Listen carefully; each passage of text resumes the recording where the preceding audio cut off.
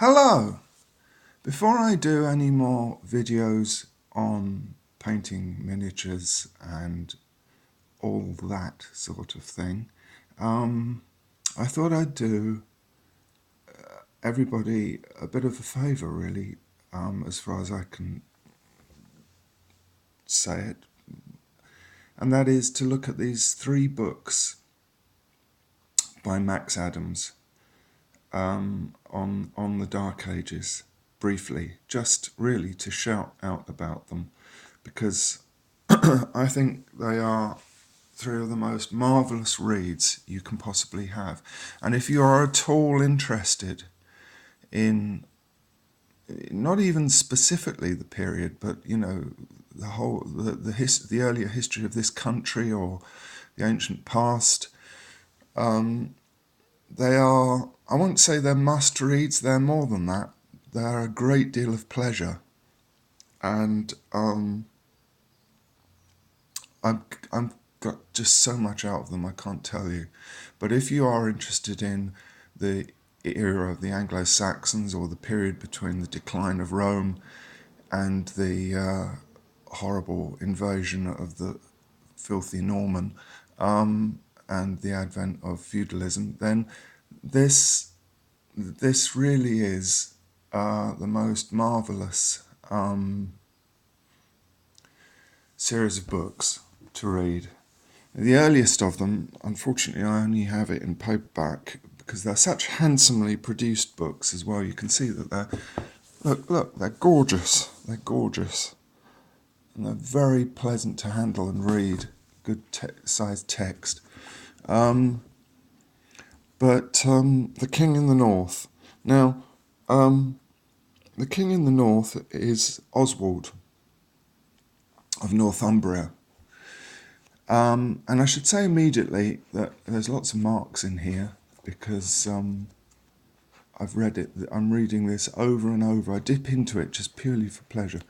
Well, I should say at the beginning that Max Adams this is a kind of a Dark Age biography, one of the earliest you could meaningfully make.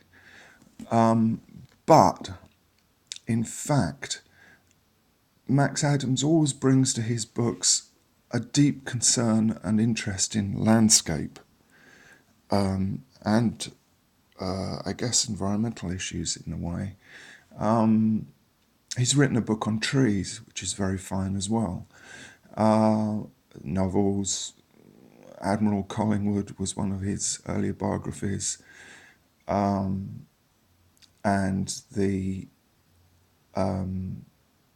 landscape maverick painter John Martin, I think his name was, who did this huge, great sort of volcanic landscape paintings, and his circle. So landscape and biography are the crossover point for this book, and it's just wonderful, and it's almost like poetry, except that it's just full of real information as well. I can't recommend this highly enough. I mean, it's a very popular book. It was Book of the Year for certain people, and here's Tom Holland saying a triumph for Game of Thrones in the Dark Ages. Well, it's a lot more tough and real and truly poetic, and to me much more exciting than the Game of Thrones. But anyway, this is really one of my favourite books ever.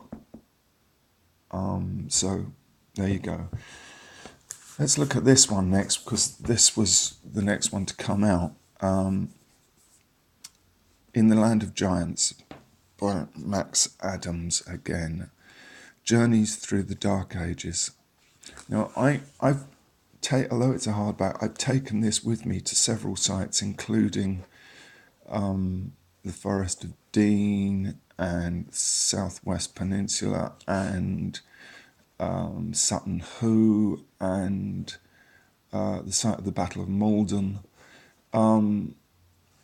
and just reread the bits of it when I'm there.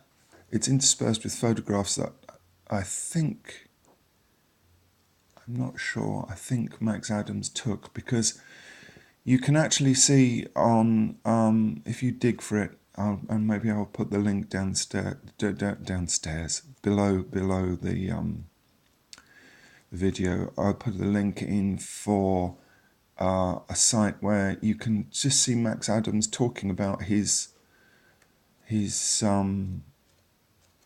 taking a camera with him, a digital camera. He talks interestingly about it, and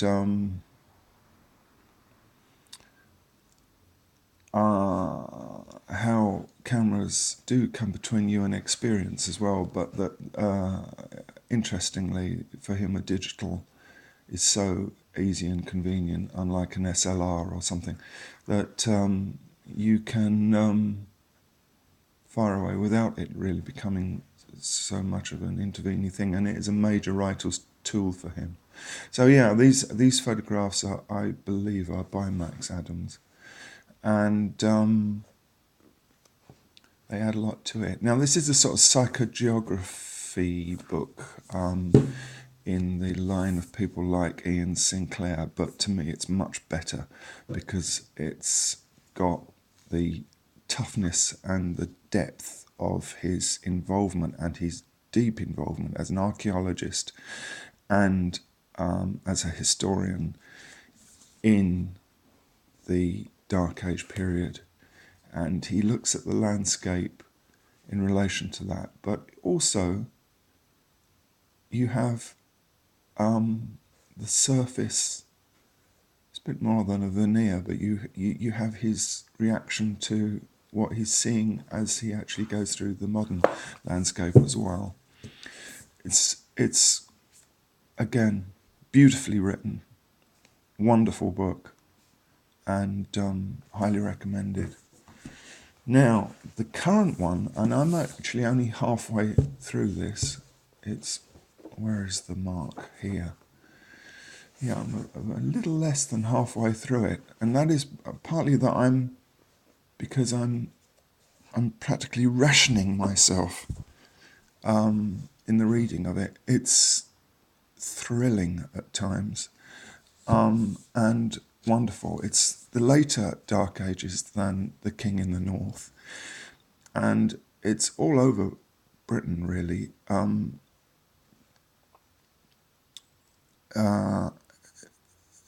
A lot of it is in the south, in what was known as Wessex, but it's all over Mercia as well, and it travels between the very earliest Viking incursions, in fact probably before them from what I remember, up to, well, the very, very late Anglo-Saxon period. Obviously I haven't got to that yet. It isn't just a narrative through it in the way that you'll find most books. Instead, again, he's very, very concerned with the landscape and with the interaction of the history with the land, which is inseparable really. Time and space, time and place, if you will. So it's beautifully written. He's so careful to not make claims on information that isn't really known. Other books are full of this for this period, for the Anglo-Saxon or Viking period. They are absolutely stuffed full of assumptions usually, and will make little, it's almost as if the author just can't help but say it. But Max says something that isn't actually necessarily justifiable. Max Adams will always be careful, and you can see I've written it in annotations here. Max Adams was always careful to point out that it's, that this isn't definitely known. He will also be careful about saying this is his opinion, about what would have happened or where it would have happened. For instance, from my memory, the fallback position of the Vikings after the Battle of Ethandun, when Alfred finally defeated Guthrum, and many Vikings were slain in the rout, and then they fell back onto a camp. Now, I can't remember who the I think there's more than one actually source for this, and I think one of them is the Anglo-Saxon Chronicle. And they are both very vague about what happened in the battle. There's almost nothing said, really. And then suddenly you're at a camp, that the Vikings were at a camp and being sieged by the Anglo-Saxon forces under Alfred and brought to terms, and strict terms. And really Guthrum, from then on, he was Christianized and he began to behave himself well. Most authors, including one that I'm reading a little of lately about, it's in the Pen and Sword series on Dark Age battles and battlefields. The author of that makes a claim that it must have been Chippenham, where the Vikings had been based for some time, and they had taken Alfred by surprise months and months before, and it was from that he had retreated to Athelney and to the Somerset levels. Well, it's not known really that it was Chippenham, and Max Adams' feeling is that it wasn't, that it was actually in a camp, an Iron Age or even maybe Bronze Age camp near the battlefield, and that it had been refortified to some extent, probably just stakes and fencing and so forth, and that was where they retreated to and were besieged, and they were in a desperate state. And he makes a good case for it, but he makes it clear that that is his construction on the evidence. And, that's the sort of admirable thing that you get from him. I don't know why I have marked this page with a little circle and a cross in it, which is my sort of sign for this is central and unmissable. And I've written, "This is it," next to the bracket. I don't know if you can see that. So I'm going to quickly read this passage. I've not prepared this. I don't know what it is at all. But since I've marked "this is it," then I think it might be worth reading it out to give you a bit of a flavour of this book. In the pre-Christian, geographically disparate lands of Scandinavia, the state was the king. With his death, it collapsed. Networks of affiliation, loyalty, gift exchange and obligation built up during his reign were reset to zero. Each new king had to reinvent his kingdom. Only customary laws passed down through the generations provided rules for tribal conduct, and the force of arms might at any time prevail. Long-lasting, stable dynasties that succeeded in controlling succession without excessive internecine warfare were rare. In that competitive climate, opportunities abounded for young, unmarried Scandinavian men of noble or royal stock to gain glory, cash, and a reputation for fighting for an ambitious warlord. But the acquisition of land on which to settle and of a wife with whom to raise a family was another, altogether more difficult matter. A life spent in exile was common. So that's the reason I've marked that with "this is it," that is the background really of pressures of and ambitions of Viking raiding and land grabbing. One of the brilliant things that this book does, I don't think I'm going to be able to find it because, alas, I've omitted to mark it, was that he makes this sort of tube map of how the Vikings would have found their way around Britain. Oh, it's at the front here. There's all sorts of interesting stuff here. Look at this wonderful beast carving in the Isle of Man in a church. I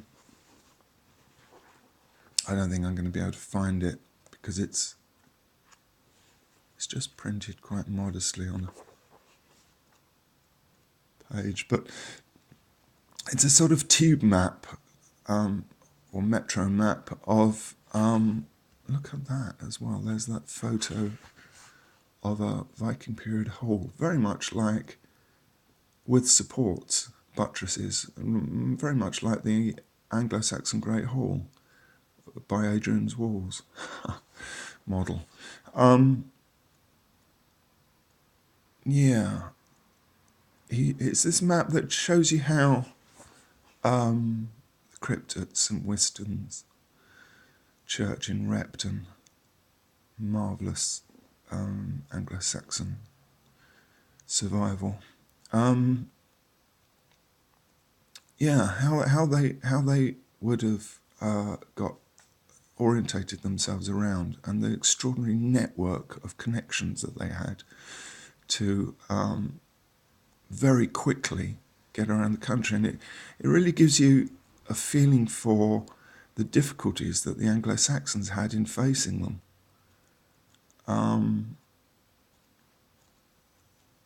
There it is. So this is it's of course quite stylized and simplified, but what we have here is the Severn River and the Wye and the Avon. Exeter down here. So from my memory, yeah, this is the sea route around Britain.